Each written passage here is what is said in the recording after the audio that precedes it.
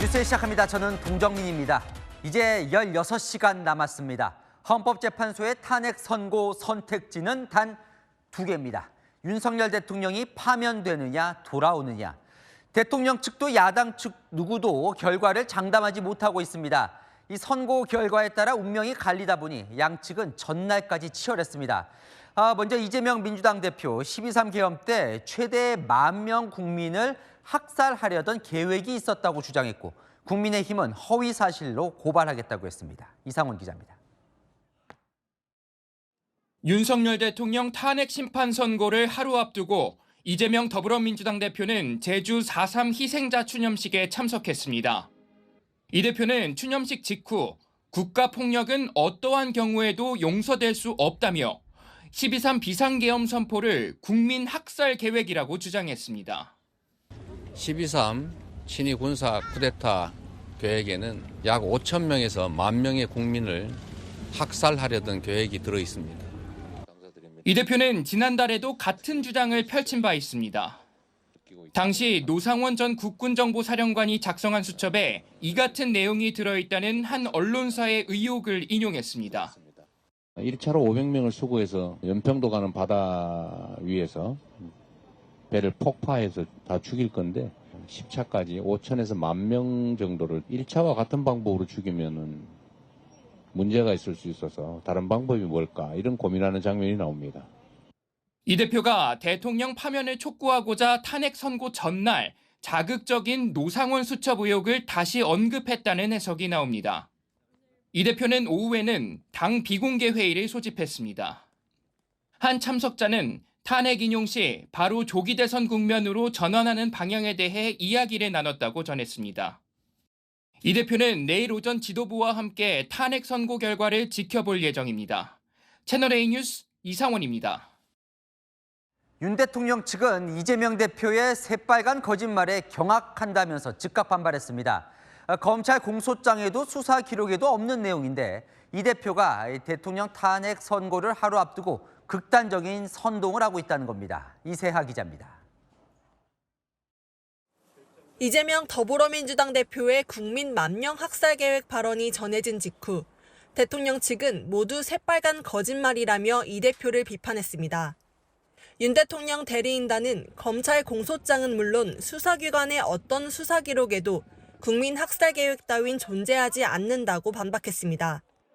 이재명 대표가 이성을 완전히 잃고 말았다면서 터무니없는 허위 사실을 주장하며 극단적인 선동에 나섰다고 비판했습니다. 이 대표의 발언이 윤 대통령 탄핵 심판 선고를 하루 앞둔 상황이라 절박함에서 비롯된 것이라고 주장했습니다.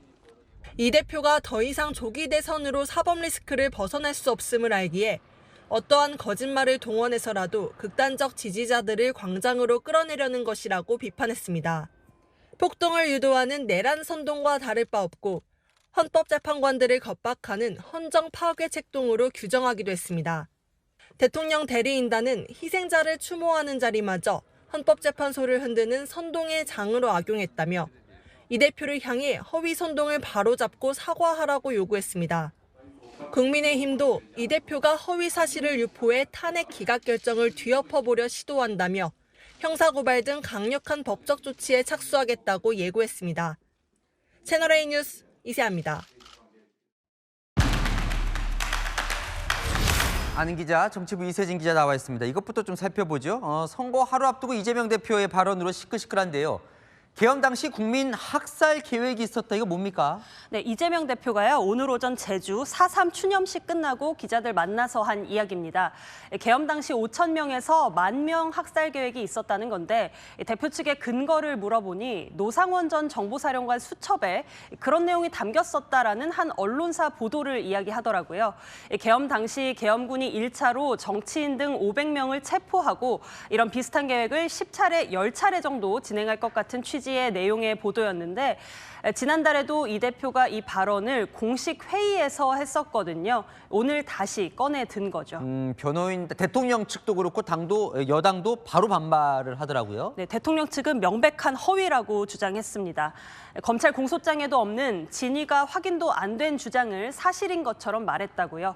대통령 측은 이 선고 전날 이런 선동을 하는 게 악의적이라고 봅니다. 그러니까 시점이 뭔가 문제가 있다 이렇게 보는군요. 네, 내일 선고가 어떻게 나오든요.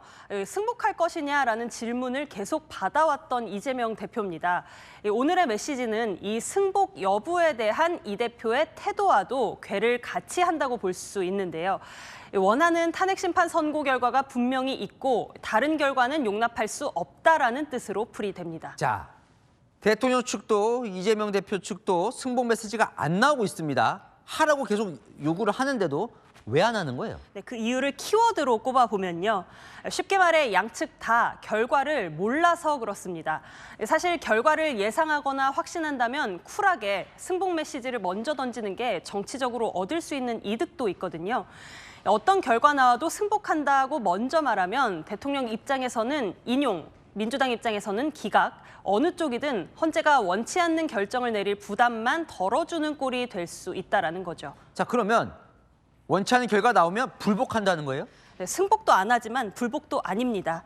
한마디로 애매한 자세와 태도를 취하고 있죠. 그럼 뭐예요? 지금 뭘 노리는 거예요? 네, 이것도 제가 키워드로 한번 설명을 드리면요. 플랜 B 때문이라고 볼 수 있을 것 같아요. 대통령의 플랜 A는요, 직무 복귀일 것이고 민주당의 플랜 A는 대통령 파면이겠죠. 원하지 않았던 결과에 대비하려면 오히려 깔끔한 승복보다는 애매한 스탠스가 낫다라는 겁니다. 애매한 스탠스가 낫다. 대통령의 플랜 B 뭘 노리는 겁니까, 그럼? 네, 대통령이 원치 않는 파면이라는 결정이 나올 경우에요. 대통령은 더 이상 대한민국의 최고 권력자가 아닙니다. 정치적 힘과 영향력도 확 줄어들고요. 눈앞에는 내란죄 수사 등 험난한 상황이 기다릴 겁니다.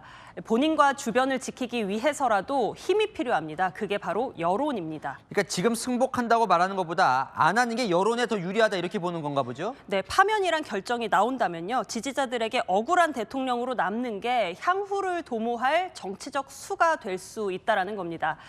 대통령이 무슨 결과가 나오든 승복하겠다라는 말을 하는 것보다 국민이 납득할 만한 결과를 헌재가 도출하는 게 본질이다. 대통령 측의 이 메시지에도 이런 뜻이 담겨 있어 보입니다. 여론이 대통령과 함께라면 파면 이후 조기 대선 국면에서도 대통령은 힘을 발휘할 수 있습니다. 국민의힘 출신 천하람 개혁신당 대표 권한대행, 탄핵 반대파의 정치적 동력을 대선 경선 때 활용해서 대통령 후보를 세우려 할 수 있다라고 전망하기도 했습니다. 자, 그러면 이재명 대표나 민주당에서 승복 의사를 명확히 밝히지 않는 것도 뭔가 애매하게 하는 게 좋다 이렇게 보는 거예요. 네, 원치 않는 대통령의 직무 복귀 상황이 생길 경우에요. 민주당의 목표는 지금과 달라질 가능성이 낮아 보입니다. 정부의 조기 종식, 최대한 빠른 대선이라는 목표가 여전히 본질인 겁니다. 그렇다면 어쨌건 지지층을 뭔가 계속 모아둬야 된다 이런 건가요? 네, 맞습니다. 그래서 명쾌한 사전 승복 메시지를 안 내는 게요. 향후 지지층의 결집력 폭발에 더 좋은 수가 될 수 있습니다. 대통령이 제2의 계엄을 할 수 있다는 등 여론에 불을 지피는 데에도 말입니다. 네, 잘 들었습니다. 한인 기자 이세진 기자였습니다.